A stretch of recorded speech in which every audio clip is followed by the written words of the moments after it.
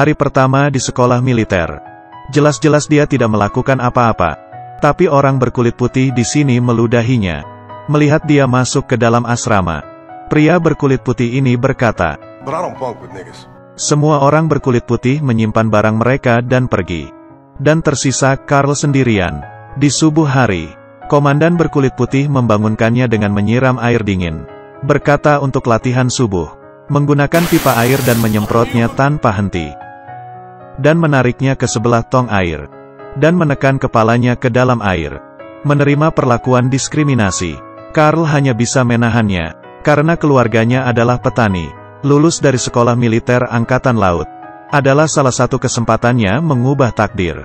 Tapi masalah yang dihadapi belum selesai.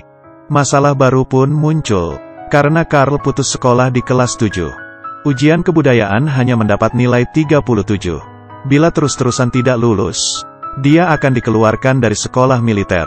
Orang berkulit putih di sekolahnya tidak ada yang ingin mengajarinya. Carl menggunakan waktu di akhir pekan. Datang ke perpustakaan, meminta tolong seorang wanita berkulit hitam yang mengerti kebudayaan, untuk mengajarinya pengetahuan tentang militer. Belajar dari pagi hingga malam. Belajar hingga pengurus perpustakaan pulang. Sedikit demi sedikit meminta diajari oleh si wanita. Akhirnya di ujian selanjutnya, Carl mendapatkan nilai 76. Hitungannya sudah melewati tahap pertama. Keesokannya, ada latihan masuk ke bawah air. Ada 2 orang militer baru yang masuk ke air untuk memperbaiki kapal. Siapa sangka, kapal tiba-tiba tenggelam. Selama bergetar, salah satu militer baru saluran nafasnya nyangkut. Keadaan darurat. Carl yang di daratan langsung melakukan penyelamatan.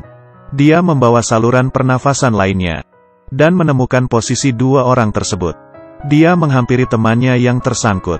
Di saat ia menarik salurannya, kapal itu mulai bergetar lagi. Carl menahan badannya, tapi di waktu yang bersamaan, temannya yang tidak mempunyai saluran bernafas, dengan cepat akan mati. Di masa kritis, salah satu rekannya malah kabur dan meninggalkan mereka berdua. Carl tidak menyerah. Dia dengan cepat memasang saluran, berhasil menolong rekannya. Setelah kembali ke daratan, komandan memanggil mereka semua berkumpul. Dia menyuruh militer yang kabur, bukan hanya tidak menyalahkannya, bahkan memberikannya lencana pahlawan. Melakukan hal ini untuk menghina Carl, agar dia tahu, orang berkulit hitam tidak akan pernah mendapatkan kehormatan di sekolah berkulit putih. Tidak lama kemudian, Carl mendapatkan kabar, ayahnya meninggal karena sakit. Teringat di saat ayahnya masih hidup, tiap hari menarik 2 kuda, di bawah matahari yang terik. Bahkan dirinya belum berhasil, ayah sudah pergi duluan. Carl sangat sedih.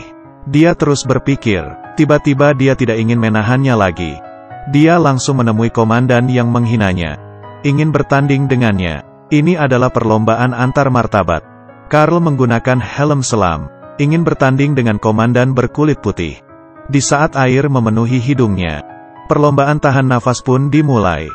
2 menit pertama, keduanya masih terlihat normal, sama sekali tidak menutup mata.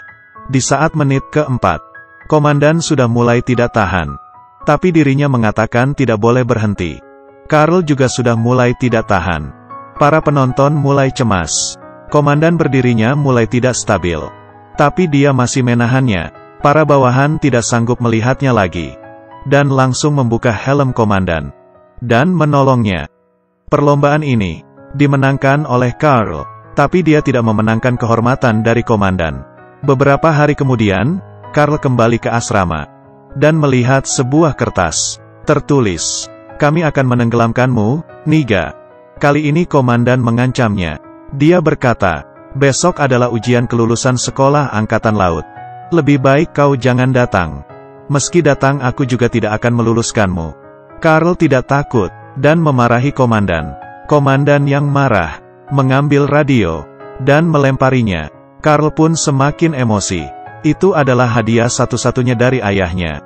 Tapi dia tidak melakukan apa-apa. Harus tahu, setelah besok, semua sudah berakhir. Keesokannya, peraturan ujian kelulusan sangat mudah. Hanya perlu memasang dengan benar alat ini di dalam air. Sudah lulus dari ujian, Carl menggunakan baju selam, dan masuk ke dalam air dan dengan cepat menemukan bagian yang dituju. Dia meminta tas peralatan dari petugas di atas. Siapa sangka, sebelumnya, komandan menyuruh orang untuk merobek tasnya. Sekali lempar, semua barang-barang pun keluar dari tas. Carl yang dibawa air kaget, tapi perlahan-lahan mulai memegang peralatan.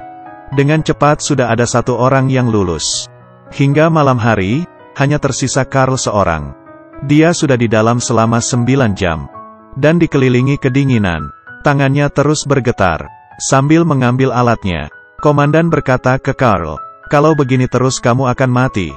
Carl tidak merespon. Beberapa saat kemudian, komandan akhirnya tidak tahan lagi.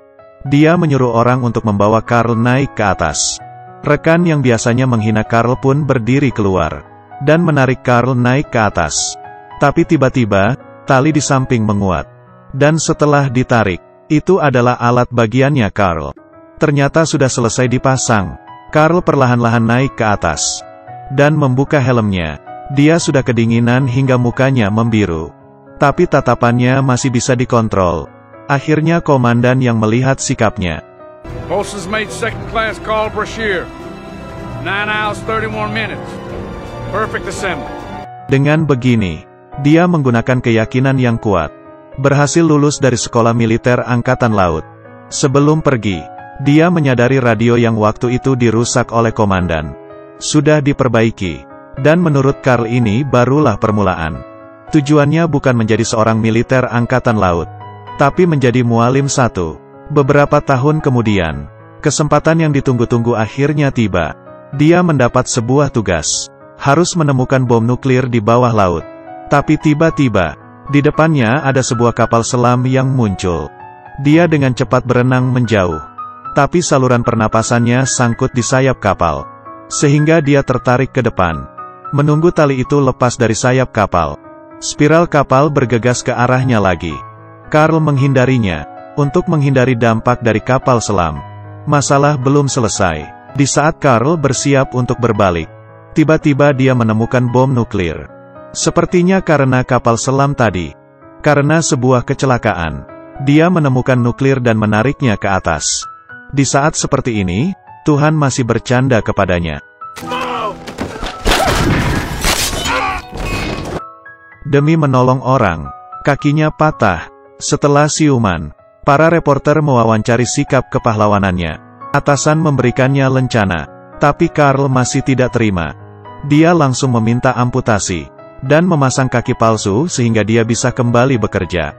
Demi memulihkan badannya, dia mulai latihan. Tapi dia yang kehilangan satu kaki. Kekuatan badannya tidak sama seperti dulu lagi. Carl berlatih lompat tali, tapi tidak gesit.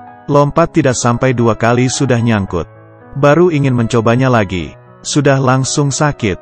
Carl mendadak jatuh ke bawah. Tepat ketika dia sangat kesal, komandan yang sudah lama tidak ketemu pun muncul. Dia datang untuk membantu Carl. Dia memberitahunya, kolonel di Angkatan Laut berencana memberimu pertemuan evaluasi medis. Sampai saat itu, dia akan memaksamu pensiun. Demi membantu Carl, komandan menemui kolonel untuk bernegosiasi. Dia meminta untuk memberi Carl waktu selama 4 minggu untuk latihan. Kemudian meminta Direktur Militer Angkatan Laut memberi Carl pertemuan pendengaran yang adil. Kolonel langsung menolaknya, tapi di saat dia mau keluar, di depan pintu penuh dengan reporter. Semua orang khawatir dengan pahlawan dunia ini. Apakah akan mendapatkan pertimbangan yang adil? Saat itu mereka tidak bisa apa-apa. Hanya bisa menepatinya. Komandan mulai membantu Carl latihan. Pemulihan Carl pun lancar. Dengan cepat mencapai standar normalnya militer. Hari ini adalah hari pengadilan. Kolonel berkata, "You're almost 40. You have 1 leg. Can you really keep up with healthy divers? Half your age." Carl berkata tidak masalah. Kolonel langsung menyuruh orang membawa baju perlengkapan menyelam. Berat 290 pound. Bisa memakainya dan berjalan 12 langkah. Berarti membuktikan kamu mempunyai kemampuan. Carl pun mengiyakannya. Komandan membantunya memakaikan alat penyelaman. Setelah memakaikan helm, dia ingin membantu mengangkat Carl. Karena proses dari duduk ke berdiri, beratnya 2 kali lipat lebih berat. Tapi kolonel tidak setuju. Carl pun berusaha sekuat tenaga. perlahan-lahan berdiri. Selangkah saja belum jalan, sudah mengeluarkan kekuatan yang sangat besar.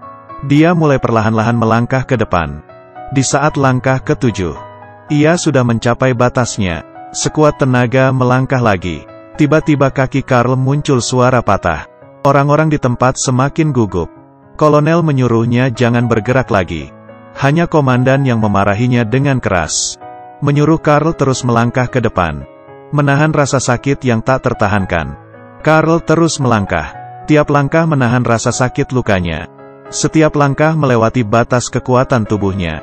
Akhirnya, Karl berjalan hingga di depan komandan. Dia berhasil. Tidak ada yang tepuk tangan. Semua hanya terdiam. Di saat kolonel berdiri. Saat kolonel mengumumkan pemulihan resminya Karl. Semua orang baru bertepuk tangan. Dia menjadi sejarah militer Angkatan Laut Amerika saat itu.